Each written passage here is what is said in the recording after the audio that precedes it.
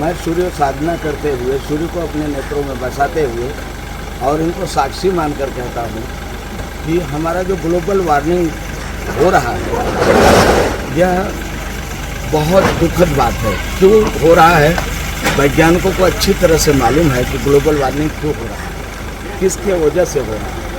क्या यह खेत की पराली जलाने से हो रहा है? नहीं, पराली जलाने से नहीं हो रहा है। क्या ये जो मतलब गाड़ी का प्रदूषण होता है उससे हो रहा है? नहीं, उससे भी नहीं हो रहा है। गाड़ी का प्रदूषण से उससे भी नहीं हो रहा है। ग्लोबल वार्मिंग क्या मतलब इंडस्ट्रीज के वातावरण से हो रहा है? नहीं, इससे भी नहीं हो रहा है। ग्लोबल वार्मिंग हो किससे रहा है मैं बता रहा हूँ। जो वैज्ञानिकों ने आज तक अपने भेद को नहीं खोला और दुनिया में सब जगह कोहराम मचा हुआ है और ये विनाशकारी स्वरूप प्रकृति ने पकड़ा है, तो ये बंद होने वाला नहीं है। तो तब तक नहीं बंद होगा जब तक वैज्ञानिक अपने हर देश के प्रधानमंत्री और राष्ट्रपति को ये नहीं कहते हैं कि ये जो ग्लोबल वार्मिंग है तो किस लिए है, और वो कारण नहीं बताते हैं वैज्ञानिक खुद राष्ट्रपति और प्रधानमंत्रियों को, हर देश का, अमेरिका, जापान, जर्मन, सब जगह के, तब तक एक ग्लोबल वार्मिंग को विराम नहीं मिलने वाला है और बढ़ोतरी होने वाला है। बढ़ोतरी इसलिए होगा क्योंकि ग्लोबल वार्मिंग जो है वो हमारा ग्लेशियर जो पिघल रहा है, वो कारण उसका विज्ञान का जो परीक्षण है उससे ताल्लुक़ रखता है। जो लाखों टन कचरा हमारे अंतरिक्ष में छोड़ा गया है, वो कचरा आज तक अंतरिक्ष में घूम रहा है और भी होड़ लगे हुए हैं अंतरिक्ष में कचरा छोड़ने की। तो ये जो वैज्ञानिक लोग जब हमारे ग्लोबल वार्मिंग को रोकने का प्रयास करेंगे तो पहला नंबर उनको हमारे पूरे विश्व में जंगलों में आग लगा है, उस आग का अभी तक नवनिर्माण जंगलों का नहीं किया गया, इसके लिए ग्लोबल वार्मिंग है। दूसरा, हम बड़े बड़े हथियार, न्यूक्लियर हथियार परीक्षण करते हैं, उससे मेरा ग्लोबल वार्मिंग है। और मैं चाहूँगा कि आज मुझे वैज्ञानिकों से कुछ जवाब चाहता हूँ कि एक पर्वत की आयु कितनी है, लाखों करोड़ों वर्ष, और जिससे पर्वत को काटते हैं, सीमेंट बनाते हैं, रेती पाउडर बनाते हैं और उससे खड़ी बनाते हैं, रोड बनाते हैं, 200 महले की, 150 महले की बिल्डिंगें बनाते हैं। पर उतने बनाने वाले में उसका आयु कितना होता है बिल्डिंग का? 100 से 50 साल, 100 साल, 150 साल।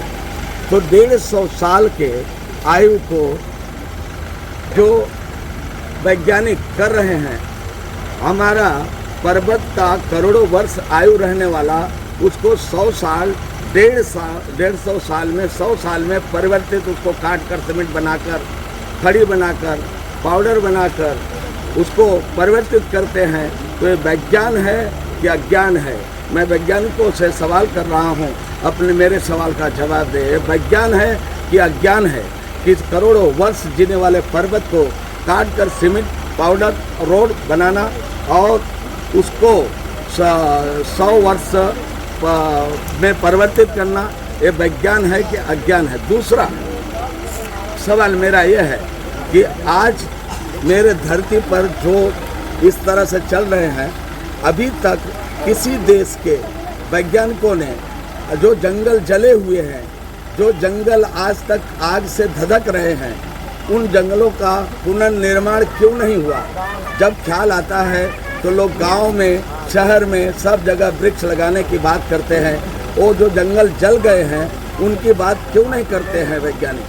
और जो आज मैं कहने जा रहा हूँ बहुत महत्वपूर्ण बात है, जो 4 देश से लड़ाई चालू है, 4 देश की लड़ाई, गोला बारूद, ग्लेशियर पिघलने का सबसे बड़ा कारण हमारा देश में और विदेशों में गोला बारूद की लड़ाई का है। और इस लड़ाई का परिणाम ये ग्लोबल वार्मिंग है। मैं चाहूँगा वैज्ञानिकों को कि अभी मेरा संदेश सुने और उस पर अभी से पर्वतों को न काटते हुए, जंगलों को क्षति न करते हुए और अपना क्या विज्ञान द्वारा क्या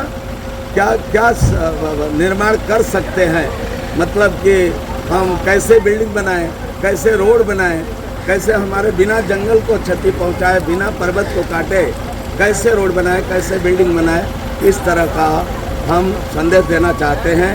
अभी समय है, लौट कर आएँ, नहीं तो 400 वर्षों में आज पूरे विश्व का पर्वत खत्म हो जाएगा। तब आप सीमेंट कैसे बनाओगे, बिल्डिंग कैसे बनाओगे, रोड कैसे बनाओगे, इसके ऊपर अभी से रिसर्च करना वैज्ञानिकों को अति आवश्यक है। इसलिए मैं चाहूँगा मेरे संदेश को सुनते हुए अभी से अपने ध्यान में लाएं और उस पर मैं सूर्य को साक्षी मानकर, सूर्य को मैं सुबह से उदय से लेकर अस्त तक लेने का मेरे नेत्रों में मैं दावा करता हूँ। ये हमारा तपस्या है और प्रकृति हमारी सुनती है। प्रकृति को मैं कहता हूँ, जो दुखी है वही प्रकृति की बात वैज्ञानिकों तक पहुँचाना चाहता हूँ और मैं इससे आगे कुछ नहीं बोलूँगा। जय श्री राम।